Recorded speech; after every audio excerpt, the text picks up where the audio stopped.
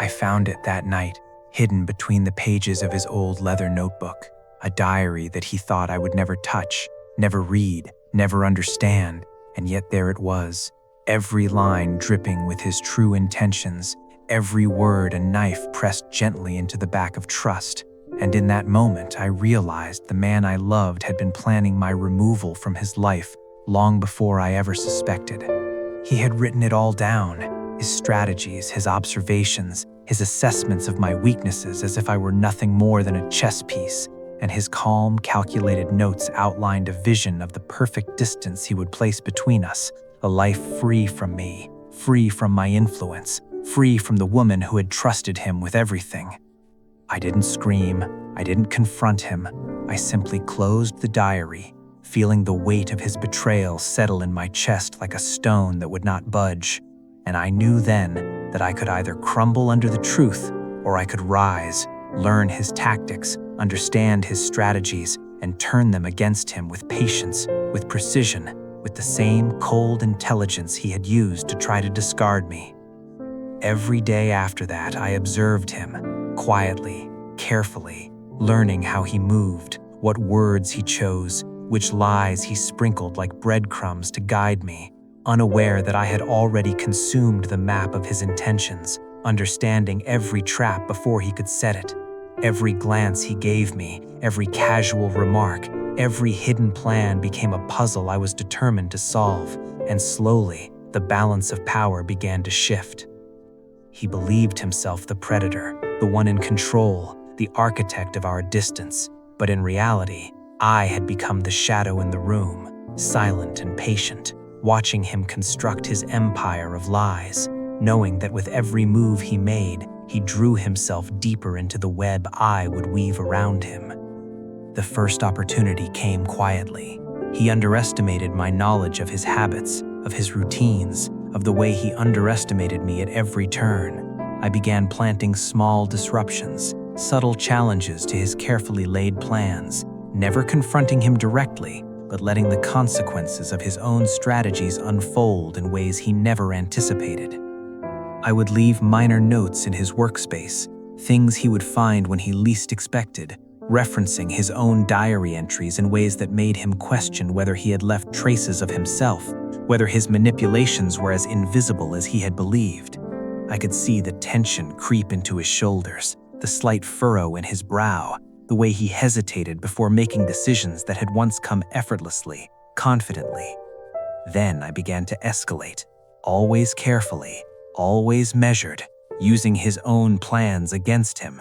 He had written of my predictable reactions, of my overlooked temper, of the weaknesses he thought would allow him to distance himself without confrontation, and I exploited them, bending his schemes until he was ensnared in his own web, unaware that the hunter had become the hunted. The diary became my weapon, my guide, my blueprint. Every word he had written in confidence now served to instruct me in the art of turning his ambitions, his cunning, his arrogance into a trap that would leave him exposed, vulnerable, stripped of the power he thought he had. Every secret he had kept from me now became a chain I could use to bind him to reality, to my reality. He began to notice, slowly, imperceptibly, that things were not unfolding according to his meticulous plan. A missed appointment, a forgotten message, a small reversal of his expectations, and I watched, barely moving, as panic began to creep into his eyes. Not overt panic, not yet, just the subtle tremor of a man realizing that perhaps, for the first time, he was no longer in control. Then came the confrontation, though not as he would have imagined. I did not accuse, I did not shout, I simply presented the evidence of his own design, the diary, the notes, the outcomes he had predicted that had turned against him, each step carefully orchestrated, each moment timed to perfection. His face paled as he realized that every move he had made, every strategy he had written, had been anticipated, countered, and redirected. He tried to laugh it off, tried to joke, tried to reclaim authority through charm and false confidence, but I saw through it immediately. Every word was a lie, every gesture a mask for the fear that now rippled through him like cold water. And I let it sit there, thick, heavy, until he could no longer ignore the weight of his own miscalculations. The psychological chess continued for weeks. He would attempt to regain control, to manipulate, to test my reactions, but I had learned the art of anticipation. Every trap he laid was met with a counter, every lie met with subtle exposure, every attempt to distance himself thwarted by the precision of my understanding of his mind. He became restless, irritable, paranoid, and I observed it all silently, documenting, noting, preparing for the final act where the tables would fully turn.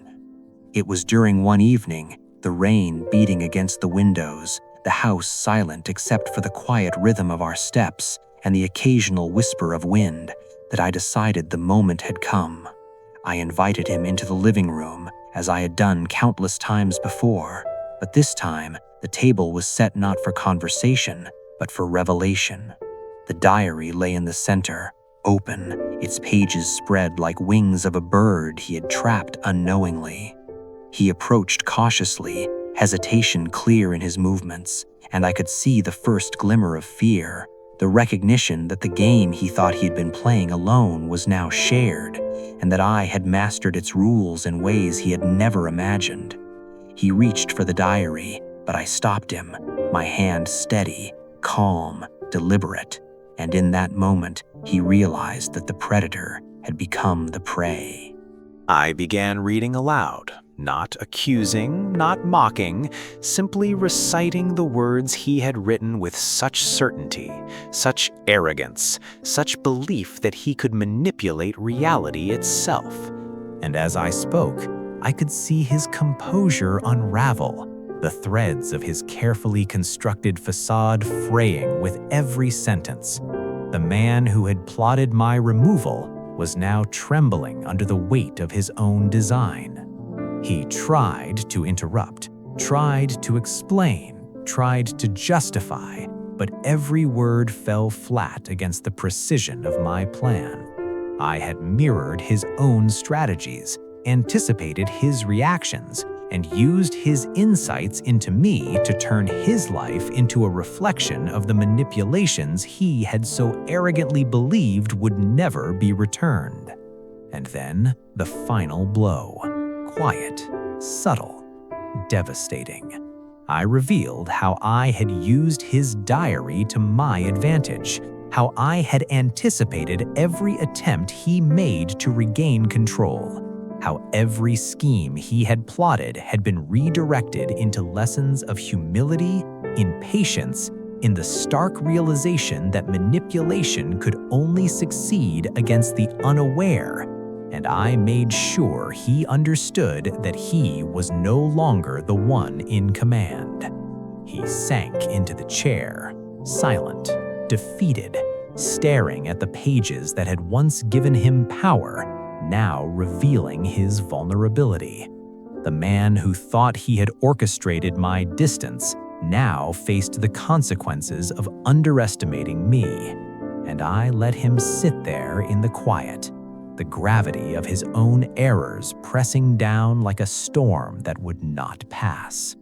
From that night forward, our interactions became a careful dance, with me leading, subtly but unmistakably, every step guided by the knowledge of his weaknesses and the lessons he had inadvertently provided.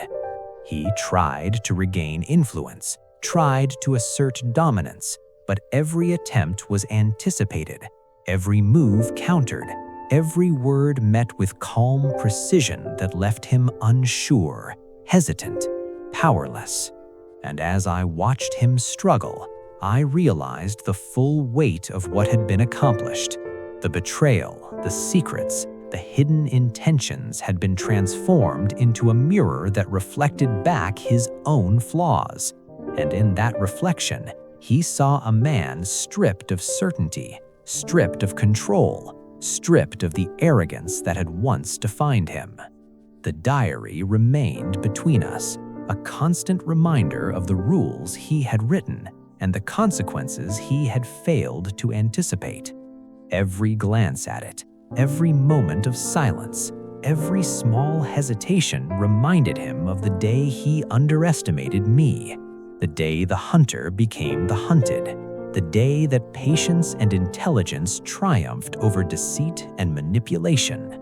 And though he continues to move through life, attempting to assert influence, attempting to regain control, he knows deep down that the game is no longer his, that the rules he set have been rewritten, that the power he believed belonged to him now rests firmly in my hands, silent, calm, unyielding.